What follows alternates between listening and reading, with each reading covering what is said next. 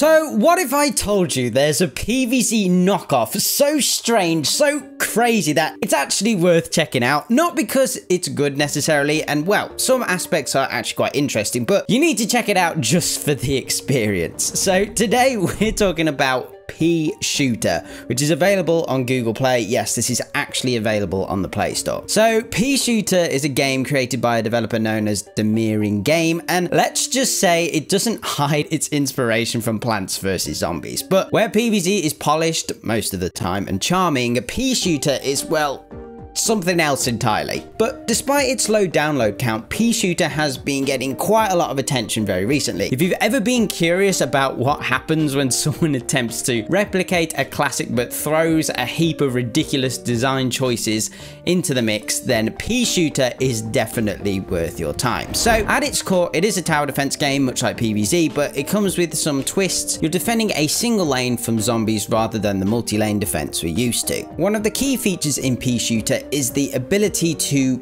evolve and combine plants, which I have to say is actually quite fun. There's lots of different combinations you can cook up, but instead of creating stronger, more advanced plants, a lot of the time you just get these weird and wonderful mutations. These plant evolutions are as random as they come, making the game feel more like a parody, I guess, than a serious knockoff. I mean, look at this guy. In PvZ, plant choices are deliberate, each with a clear role and purpose. In PEA SHOOTER, it's more of a gamble though.